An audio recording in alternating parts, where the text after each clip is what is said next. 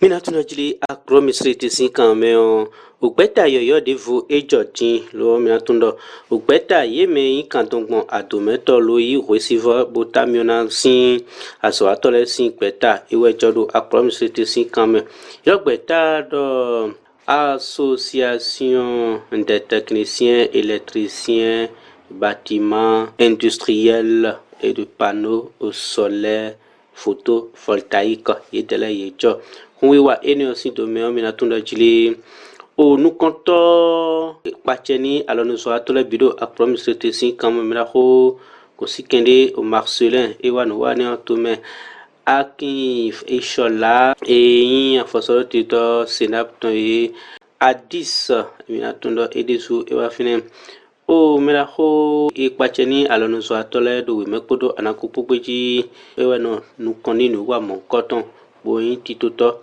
on enaho meraho sianu mauyon germain pedonto yeme wa finele Fona wa mitole dodo chef de mission président fédération audiovisuelle pour le président collectif communal comme c'est pour le président sim mais bien cabo bon quand on sort du cabo na congrès c'est le pour finir ton dit so jo o khemile pour donc mais bien cabo to voilà tunajile meraho kusikende o Marcelin e khodani budonto membi kpata donc egbe ma yin godo tonde mina pri mina no pri de tegbe so mi juro na yin association e ba do mi do lin le han nu ko onye lo ni nu de na ton hawlo si bla me mi o so do na do mi ma de me ishola e wai lo budonto membi kpata lo ba hunu si no wanu londo association sœur de Valais londo chef fil mi tombo londo président sim et porter casquette sous Sotofibi en tant que l'animateur, l'autorité, les tout. Midondo mi au congressiste c'est et ndagbe attention mais. Ino ko ba yo da document dai. To e gbedi ni mati to gbe me a. Mi ma grand bénéfice me pe. Et ni c'est projet de titre, projet gouvernement de titre, projet H. Mi de me jonchon.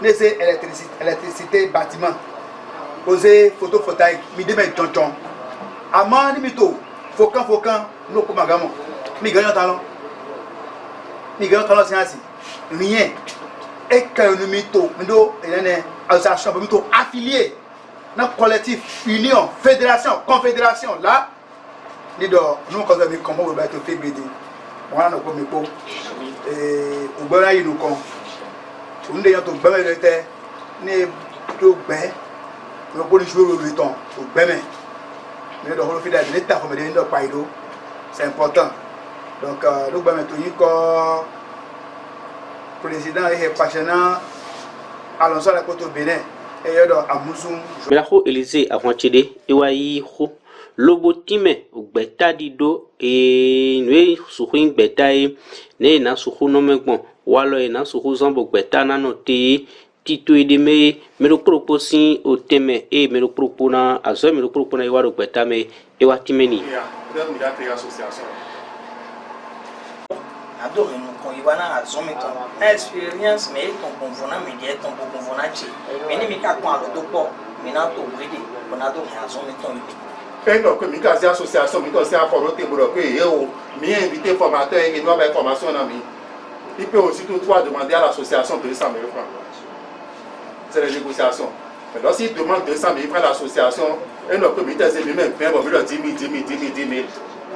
mi on 200 000 non bon mais là mon nuit ne me na yiso mais bon mais là pour les bokra mo yi amo le ko je choge individuellement dans yin ke bona àwọn aso ti me de lo mi na kun wo yin ko bi ora ka ko ti awe agba si we l'association kawa bu ka bi oro ke mi jale bi bo mi jo lo ko mi don se ko mi bo gwa na mi lo ni e me donc no ko mi ka ro zo ko do ko mi ne me be tan me adwa ton se ko na bi e ba si closer ne me et si nous considérons que nous sommes aussi qu'elle mentionné télé ou est-ce que wa bojuna ko lo pe so nu ko major nu ko ya e le jogo to secrétaire ton dire le le jogo to de mina ba ko adhésion mi ton collectif de douanier le président n'a pas un rôle fixe mais monsieur le président et ma do rôle le co-fils il est le coordonnateur on déteste dire qu'il veille au rayonnement de l'association il veille au rayonnement na mina ba ko bo ba ta mi ton si nous connaissons il n'a l'autre il peut intervenir dans tous les compartiments.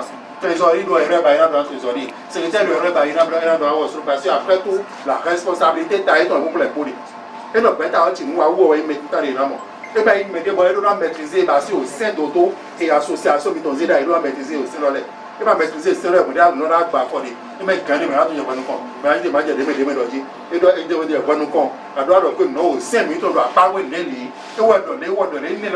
il doit mais effectivement c'est ça. Là, tu es quitte. Mais non, c'est pas la cadre. Ben non, que je sois à ta voix, il peut voir, il y a une autre boutique, mais mais allez, c'est fidèle, non, il y a quitté de mon centre. A dit de moi, non, il me va une belle de Rabel de Mobi. Rabel de monsieur, c'est dans les tests. Vous dites Rabel de mon, même ma test, mais bien dans Rabel, non, nous, dominer ma test, mi-temps. C'est un mi-temps, ma robe. Il faut que nous nous prions. Et non, que nous m'avons pris, mais t'as dit, man, non, un homme qui va plus bon, que mais attends, je me comme 5 degrés. Bon, il y a d'autres qui vont que mais attendez à voir 5. Mais t'as des autres barrières. Un homme attend 5 degrés. Pour avoir mais attendez avec 5 également mon côté boulot. Il a compris le côté bon. Il a compris le côté bon, mais attendez là bas. Les mères des compétences des mères des voilà 60 millions ça que 5. Et là soit mais attendez là bas parce que mais attendez là pour avoir vraiment mon milliard là bas.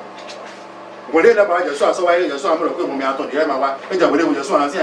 Moi que mon mais attendez là mon mais là quand même le coup là et petit à petit, vous verrez que l'association est en train de disparaître, mais qui l'a tué? C'est vous-même. Parce que mes mazés, moi, il ne va pas parler, mes zé, mais mazé, pas nous, quand on doit accompagner l'association à suivi. Lorsqu'on dit l'association, c'est d'abord nous. Lorsqu'on dit l'association, c'est d'abord nous. Mais les gens ont relancé, mais les associations, et non, ici, et bien l'association a pour, et bien notre participation aux réunions. Participation aux activités de l'association. Et le premier mois, pour le premier là, il y a une bonne idée de mise à Jama pour le premier les gars, vous avez le pays, nous devons y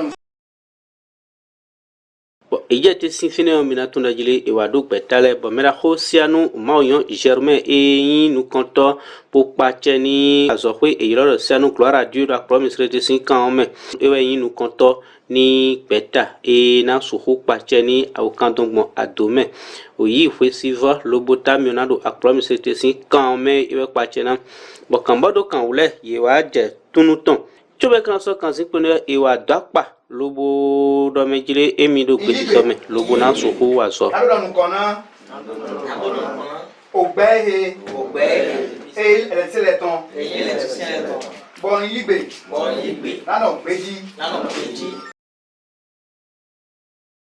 meraho gusikande marcelin e waso ejinjon osinko itonji bo meraho sianu maoyon germain e dondo kan wa finele bi lobo home enyime bi ton ici toujours encore les temps. NJ Tessil, Fédération Tessil sur le plan national. Il y a un tchénami. Le président Simle Lossou, nous sous-soumet. Il y a un tchénami Lossou. Président fédéral audiovisuel, nous donnons Lossou. Pour le chargé de mission confédération. Maouna Donami.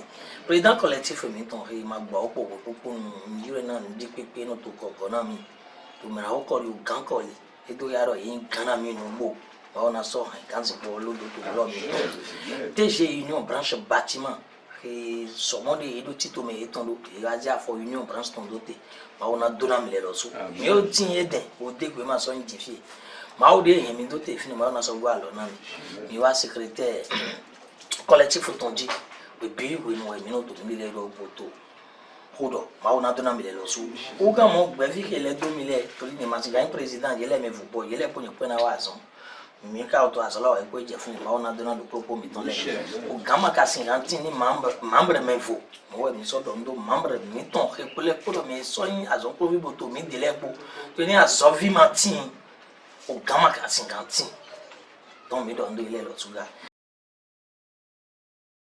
Bien quand Hobio nous comptons et Quachani, alors nous sommes tous les bihuido à promise de 5 ans, mais cousi quand les marcelin, et de Ho.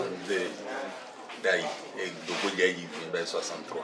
Il y a un ami, tu es ils sont médicaux, ils sont des village, bon, de Jésus a créé.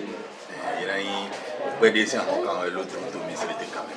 Et où mais des associations d'ailleurs qui les électriciens bâtiment les pour voltaïque les pour et le point l'autre port.